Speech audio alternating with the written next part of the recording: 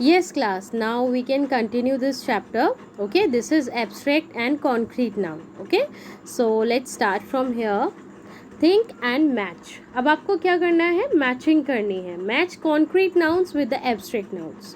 आपके सामने कुछ concrete nouns होंगे, उनको आपको abstract noun के साथ मैच करना है. Okay, so you can C child first हमें दिया गया है, इसे हम इसके एब्स्ट्रैक्ट नाउन के साथ मैच करेंगे. तो चाइल्ड के साथ क्या आएगा, चाइल्डहुड. ओके, सेम एज जो आपने यहाँ पे सोल्जर देखा है, इसे हम किससे मैच करेंगे, bravery. Okay, Mahatma Gandhi, truth. Sachin Tendulkar, fame. Mother, affection. Next हम यहाँ इस कॉलम में आते हैं. यहाँ पर हम किसे मैच करेंगे, रोज़ को किसके साथ मैच कर सकते हैं, फ्रेग्रेंस, उसकी स्मेल. ओके, नेक्स्ट है एनिमी के साथ एब्स्ट्रैक्ट नाउन क्या आता है, एनिमिटी. क्या आता है, एनिमिटी.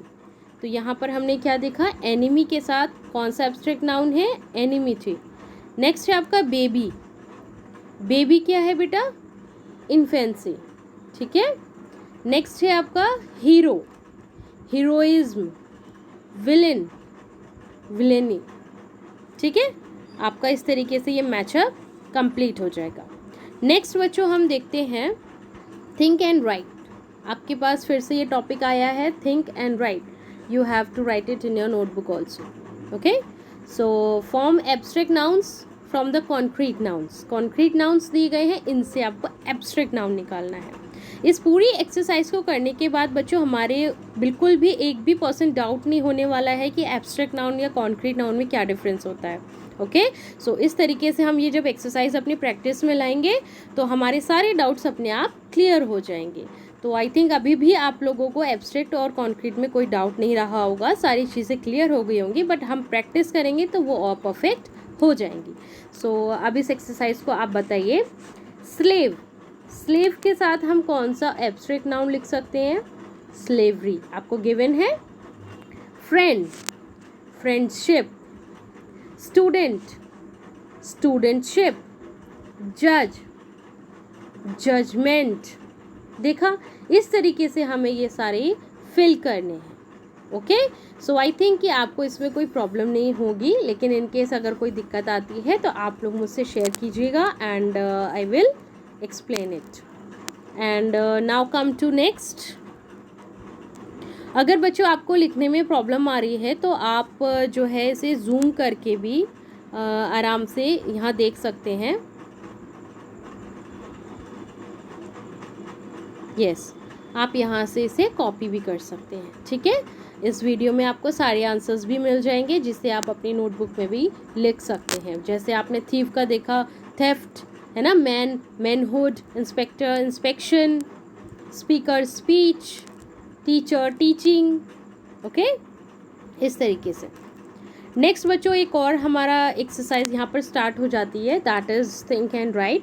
Form abstract noun from the following adjectives. अब हमें अभी तक हम क्या कर रहे थे, कॉन्क्रीट नाउन से एब्स्ट्रैक्ट नाउन निकाल रहे थे, लेकिन अब हमारे सामने कुछ एडजेक्टिव्स दिए गए हैं. ठीक है, एडजेक्टिव्स दिए गए हैं, उनसे हमें एब्स्ट्रैक्ट नाउन निकालने हैं. ठीक है, तो एब्स्ट्रैक्ट नाउन हमें कैसे फाइंड आउट करने हैं, जैसे आपको यहाँ पर आई थिंक फर्स्ट एग्जांपल दिया गया है, शॉर्ट क्या है, एक एडजेक्टिव है. शॉर्ट है यानी कोई चीज़ शॉर्ट है बहुत, तो ये उस चीज़ की विशेषता बताती है कि वो कैसी है, शॉर्ट है. एडजेक्टिव्स क्या होते हैं, जो किसी भी चीज़ की विशेषता बता रहे होते हैं. तो शॉर्ट का हम कैसे एब्स्ट्रैक्ट नाउन निकालेंगे, शॉर्टेज.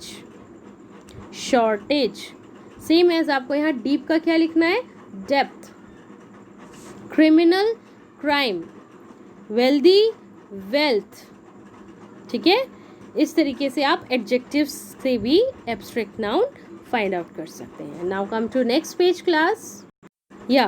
नेक्स्ट पेज पे भी बच्चों आपको कुछ वर्ड्स यहाँ पर दिए गए हैं, जैसे मैं आपको थोड़ा जूम करके बता देती हूँ. You can see hot, heat. Poor, poverty. Hungry, hunger. Greedy, greed. Next line पे आते हैं, गिल्ट, गिल्टी. आपके सामने क्या दिया है कि गिल्टी, गिल्टी क्या है, एडजेक्टिव है, एडजेक्टिव से हमें क्या निकालना है, एब्स्ट्रैक्ट नाउन निकालना है, गिल्ट, ठीक है, पश्चाताप, गिल्ट, इसका क्या होगा, abstract noun, adult, adulthood, tired, tiredness, thirst, thirsty, आपके सामने क्या गिवन है, थर्स्टी, इसका क्या निकलेगा आपका एब्स्ट्रैक्ट नाउन, थर्स्ट, ठीक है, प्यास। इस तरीके से ये आपकी एक्सरसाइज भी कंप्लीट हो जाती है। नेक्स्ट आपका थर्ड पार्ट आता है, form abstract noun from the given verbs. पहली एक्सरसाइज थी जिसमें हमने क्या करा था, कॉन्क्रीट नाउन से एब्स्ट्रैक्ट नाउन निकाले थे। सेकंड में हमने एडजेक्टिव्स में से एब्स्ट्रैक्ट नाउन निकाले थे। थर्ड में हम क्या करेंगे, वर्ब्स में से, क्रिया में से क्या निकालेंगे, एब्स्ट्रैक्ट नाउन। आपके सामने दिया गया सक्सीड, सक्सीड का हम क्या लिख सकते हैं बच्चों, success, steel, stealth, STEALTH, okay, burg, burglary, clean, cleanliness, betray, betrayal, obey, obedience, इसी तरीके से कमिट, कमिटमेंट। नेक्स्ट है आपका depart, departure, laugh, laughter, deceive, deception, sudden, इस तरीके से आप डाई, डेथ, सारी ये एक्सरसाइज कंप्लीट कर सकते हैं, ओके। एंड सो फाइनली ये एक्सरसाइज वाला पोर्शन आपका यहाँ पर कंप्लीट हो जाता है। हमने यहाँ पर बहुत सारे एडजेक्टिव्स में से, वर्ब्स में से, या फिर आप कह सकते हैं कॉन्क्रीट नाउन में से हमने बहुत सारे एब्स्ट्रैक्ट नाउन निकाले हैं। एंड अब ये पूरी तरीके से हमारे सामने क्लियर है टॉपिक। नाउ इसमें हम क्या रिवाइज एक बार फिर से कर लेते हैं। That first point is abstract nouns can be counted, for example an hour. Abstract noun जो होते हैं कैन बी काउंटेड, वो काउंट भी हो सकते हैं, ठीक है। जैसे एन आवर, हम 1 घंटे की बात कर रहे हैं। अभी हमने वॉच वाला जो एक्सरसाइज की थी उसमें हमने क्या दिया था, एब्स्ट्रैक्ट नाउन, वॉच के साथ हमने दिया था आवर, ठीक है। तो आवर क्या है, एब्स्ट्रैक्ट नाउन के साथ साथ क्या है, काउंट भी किया जा सकता है ना। So abstract noun can be counted. Abstract noun can't be counted, for example cowardice, count हो भी सकता है, काउंट नहीं भी हो सकता है। अगर आप किसी की ब्रेवरी की बात करो, किसी की कायरता की बात करो, कॉवर्डाइज की बात करो, तो यहाँ बच्चों आप उसे काउंट कैसे कर सकते हैं, वो तो एक फीलिंग है ना। दोनों चीज़ें हमारे सामने एक्सप्लेन हो जाती हैं। थर्ड थिंग हम क्या देखते हैं, कॉन्क्रीट नाउन्स आर काउंटेबल और uncountable, for example spoon and fire respectively, okay. So spoon क्या है, काउंटेबल, फायर अनकाउंटेबल। तो ये इस तरीके की कॉन्क्रीट नाउन्स भी जो हैं हमारे सामने हैं, जिन्हें हम काउंटेबल और अनकाउंटेबल में डिफाइन कर सकते हैं। So I think finally this is over. And आपके सामने बच्चों अब एक शॉर्ट स्टोरी है, ये स्टोरी हम रीड करेंगे एंड इससे रिलेटेड क्वेश्चंस अटेम्प्ट करेंगे। ये आपका लास्ट पार्ट है बच्चों इस चैप्टर का। And after this story this chapter is over, okay. So I think we should start. yes, let me zoom it at once. yeah, so बच्चों read the following story, आपको ये story पढ़नी है। and you can see the name of the story is the horse and the lion। किसके बारे में ये story, horse के और लॉयन के बारे में। यहाँ पर बच्चों एक बात हमें ये बताई गई है, that mind is mightier than body, mind is mightier than body. Mightier बच्चों, माइट का मतलब क्या होता है, पावरफुल, ठीक है। जो हमारा दिमाग होता है वो हमारी बॉडी के कंपैरिजन में ज़्यादा पावरफुल होता है, ज़्यादा तेज़ होता है। तो इस स्टोरी से हमें ये पता चलता है। सो बच्चों I think we should start now. Long ago there was a farmer who had an old horse with him. I think इसका मतलब आपको समझ में आ गया होगा, ठीक है। Long ago there was a farmer who had an old horse with him. As the horse had become old, the farmer told the horse to leave his house and live in some forest. The horse became very sad. He said to his master, "Master, I am your old servant. I have served you all my life. I have always been faithful to you and There has been no slackness on my part in carrying out of my duties.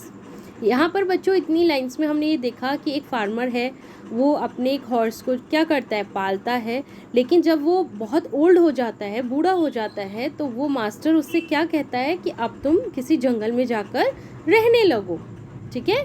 लेकिन horse उससे क्या कहता है कि master मैंने पूरी life आपको सर्व किया है, ठीक है, मैंने सारे टाइम आपको मतलब अपने मेहनती इतना मेहनती होता है हॉर्स, तो यहाँ पर हम ये देख सकते हैं पूरी लाइफ उसने क्या करा है, अपने मास्टर के साथ रहकर उनको सर्व किया है ना, एंड अपनी जो ड्यूटीज़ हैं उनको पूरा किया है। नेक्स्ट हम क्या देखते हैं बच्चों, have you forgotten my services. Horse क्या पूछ रहा है मास्टर से, that have you forgotten my services, क्या तुम मेरी दी हुई सर्विसेज को भूल गए हो। So long as I was physically strong, जब बहुत साल पहले की बात है, मैं क्या था, फिजिकली स्ट्रॉन्ग था, ठीक है। You had all your affections for me, तुम्हारी जितनी भी डिज़ायर्स थी, जितने भी काम थे, वो सब मेरे से पूरे हो जाया करते थे, ठीक है। But as soon as you realise that I have become physically infirm, अब मैं कमज़ोर हो गया हूँ और I no longer have that vigour and vitality in me, you ask me to leave your house and go and live in some forest. अब मैं कमज़ोर हो गया हूँ, अब तुम्हें लगता है कि मैं तुम्हारा काम नहीं कर सकता, तो अब ये लगता है कि मैं यहाँ से, इस घर से जाकर के किसी फॉरेस्ट में रहने लगूँ, क्योंकि मैं बहुत ओल्ड हो गया हूँ। Is this a reward to the service, क्या ये रिवॉर्ड मिला है मुझे, मेरे काम के पूरी लाइफ मैंने आपको मतलब सर्व किया, इसके बदले मुझे ये रिवॉर्ड मिला है कि अब मैं बूढ़ा हो गया हूँ, आपका कोई काम नहीं कर सकता, तो मुझे यहाँ से चले जाना चाहिए, एक फॉरेस्ट में जाके रहना चाहिए, ठीक है। नेक्स्ट हम क्या देखते हैं बच्चों, दैट या you ask me to leave your house and go to live in some forest, is this a reward to the services. यहाँ पर वो क्या है कि क्या यही रिवॉर्ड है, rendered by me with all my honesty and faithfulness। The farmer was at a loss of words. He had no logical answer. इन सारे क्वेश्चंस का कोई भी लॉजिकल आंसर उस फार्मर के पास नहीं था। All right, the farmer said to the horse, ठीक है, you can stay in my house, provided you bring me a lion. I want a lion's skin. अब उसे क्या चाहिए, वो कहता है ठीक है तुम मेरे घर में रह सकते हो, लेकिन उसे क्या चाहिए होता है, उसे चाहिए होता है I want a lion's skin. उसे क्या चाहिए, लॉयन की स्किन। So the worried horse set out for the forest, there he met a fox. अब वो क्या जाता है, लॉयन की स्किन चाहिए होती है उसके मास्टर को, है ना, तो वो कहाँ जाता है, फॉरेस्ट चला जाता है, जंगल में चला जाता है। There he met a fox, वहाँ पर वो एक फॉक्स से मिलता है, एक लोमड़ी से मिलता है, okay. You can see there he met a fox. The fox took pity on the horse. The fox took pity on the horse and inquired from him the reason of his sadness. अब fox क्या करता है, उस horse को देखता है that he is very sad, तो वो उसके ऊपर दया करने लगता है, पिटी फील करने लगता है, बुरा फील करने लगता है कि वो इतना सैड क्यों है, वो उससे रीज़न जानना चाहता है। कौन, fox, ठीक है। नेक्स्ट हम क्या देखते हैं बच्चों, the horse narrated the whole story. अब हॉर्स ने फॉक्स के सामने सारी स्टोरी नरेट की, ठीक है, उसको सारी कंडीशन अपनी एक्सप्लेन करी। नेक्स्ट पार्ट में हम देखते हैं, सो the worried horse set out for the forest. इसी वजह से वो हॉर्स अपने घर से बाहर है। There he met a fox, हमने ये बच्चों पढ़ लिया था कि वहाँ पर वो फॉक्स से मिला और फॉक्स ने उसके सैडनेस का कारण पूछा, एंड देन क्या देखते हैं हम कि वो सारी स्टोरी एक्सप्लेन कर देता है। नेक्स्ट हमें पता चलता है बच्चों, the fox being good natured offer to help the horse. वो एक बहुत अच्छे नेचर का हम देखते हैं फॉक्स होता है और वो हॉर्स की हेल्प करता है। He said to the horse, you lie down here on the ground as if you were dead. तुम यहाँ लेट जाओ ग्राउंड में जैसे कि तुम ख़त्म हो चुके हो, यू आर डेड, ठीक है। Next, the horse followed the instruction of the fox and lay there on the ground as if he were dead. अब उसने fox के instruction को follow किया and he lay down in the ground. अब ground पे वो क्या होता है, लेट जाता है, he lay down on the ground, okay, as if he were dead, जैसे कि वो मर चुका है। Then the fox met the king lion, अब वो लॉयन से क्या करता है, मिलता है, fox, okay, and said your majesty there is a dead horse lying in an open field. It's better you come and see for yourself. अब fox lion से क्या कहता है कि योर मेजेस्टी, एक हॉर्स है जो ग्राउंड में बीचों बीच मर चुका है, आई थिंक कि आपको अपने डिनर के लिए उसे देख लेना चाहिए, ओके। सो नेक्स्ट पार्ट में हम क्या देखते हैं, when the fox and the lion reach the spot, जब वो फॉक्स और लॉयन उस स्पॉट पर पहुंचते हैं, उस जगह पर पहुंचते हैं, where the horse was lying pretending to be a dead, the fox said let us pull this horse and put it behind the bushes. Fox क्या कहता है, चलिए इस हॉर्स को उठाते हैं और जो बुशेस यानी जो झाड़ियाँ हैं उसके पीछे ले जाते हैं, ठीक है, क्योंकि ये तो डेड हो चुका है और हमारा क्या है, मील है, खाना है, तो हम इसे कहाँ ले जाएंगे, बुशेस के पीछे ले जाते हैं, ठीक है। नेक्स्ट हम क्या देखते हैं बच्चों, that so that we could have a peaceful meal, I will tie your tail to the tail of the horse. Yes I agree with you said the lion, lion उसकी बात से एग्री हो जाता है। So the fox instead of tying lion's tail to that of the horse tied the horse tail with the leg of the lion। अब क्या होता है बच्चों, इसमें इन दोनों के बीच जो डिस्कशन हुआ था कि हम बुशेस के पीछे उसको ले जाते हैं, इस टाइम क्या होता है बच्चों, फॉक्स ने लॉयन से कहा था कि मैं हॉर्स की टेल तुम्हारी टेल से टाई कर दूंगा, बांध दूंगा, ठीक है, लेकिन उसको बांधने की बजाय फॉक्स ने क्या चालाकी की, फॉक्स ने लायन की टेल को, लायन की पूंछ को हॉर्स के पैरों से बांध दिया। क्या करा, कहाँ टाई कर दिया, उसके पैरों से। एंड उसके बाद हम क्या देखते हैं बच्चों, दैट सो द फॉक्स, अब क्या होता है, then he asked horse to get up and run fast. अब फॉक्स क्या करता है, हॉर्स से कहता है कि get up and run fast. अब उसके पैरों से क्या है, लॉयन की पूंछ बंधी हुई है। अब हॉर्स क्या करता है, बहुत तेज जल्दी में उठता है और भागने लगता है, ठीक है। तो इस स्टोरी में हमने क्या देखा कि वो बहुत जल्दी में भागता है, फॉक्स उसकी हेल्प करता है। नेक्स्ट सीन में क्या होता है बच्चों, the horse at once got up and start running as fast as he could, जितना तेज़ भाग सकता था उतना तेज़ भागता है ना। All this happen to so suddenly that the lion didn't get a chance to balance himself. इतनी जल्दी जल्दी ये सब कुछ हुआ कि लॉयन को समझ में ही नहीं आया कि ये क्या हुआ। The horse was running so fast that the lion was literally being dragged like a dead animal, his body slammed against big rocks so many times. अब यहाँ पर क्या होता है, ये सब कुछ इतना जल्दी जल्दी में होता है कि लॉयन अपने आप को बैलेंस ही नहीं कर पाता है एंड वो एकदम ड्रैग करता हुआ, यानी आप देखते होंगे किसी चीज़ को हम अगर घसीटते हुए ले जाते हैं तो उसकी स्किन पर भी काफ़ी सारे आप देखेंगे वहाँ पर उसको इंजर्ड हो जाता है वो, है ना।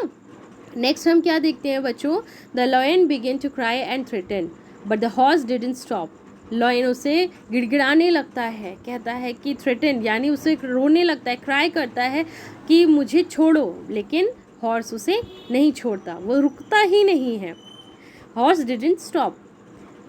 Eight last the lion could not take any more of it and die. Lastly क्या होता है कि लॉयन अब इस चीज़ को बियर नहीं कर पाता है, लास्ट में वो डेड हो जाता है, ठीक है। The horse stopped at his master's house with the dead lion tied to its tail। Horse कहाँ रुका जाके, अपने मास्टर के हाउस में, और जहाँ पर वो लायन डेड हो चुका है एंड उसको कहाँ पर बांध रखा था, उसकी टेल को अपने लेग्स में, है ना। He permitted the horse to stay at his house as long as he wished। अब उसको परमिशन मिल गई कि वो जितने दिन चाहे वो उतने दिन अपने मास्टर के साथ उसी हाउस में रह सकता है, ओके। सो कितनी इंटरेस्टिंग स्टोरी बच्चों हमने यहाँ पर पढ़ी। इसका जो हमने मेन हेडिंग पढ़ी थी, आई थिंक आप लोगों को यहाँ पर याद रहेगा, that mind is mightier than body. कितनी चालाकी से, हालांकि लॉयन जो बहुत पावरफुल होता है, बहुत डेंजरस होता है, लेकिन यहाँ पर फॉक्स और हॉर्स ने मिलकर के उसको चीट किया एंड फाइनली हॉर्स जीत जाता है। इससे रिलेटेड बच्चों अब हमें क्या करना है, pick out 4 abstract nouns from the story and write. 4 आपको एब्स्ट्रैक्ट नाउन फाइंड करने हैं, ये आपका होमवर्क है। आपको मैंने ये वैसे रिटन में भी सेंड कर दिया है, लेकिन इन केस अगर आपको समझ में नहीं आ रहा है तो आप इसे जूम करके थोड़ा देख सकते हैं, आपको क्लियर हो जाएगा। ओके, सो आपको 4 एब्स्ट्रैक्ट नाउन यहाँ से फाइंड आउट करने हैं और लिखने हैं।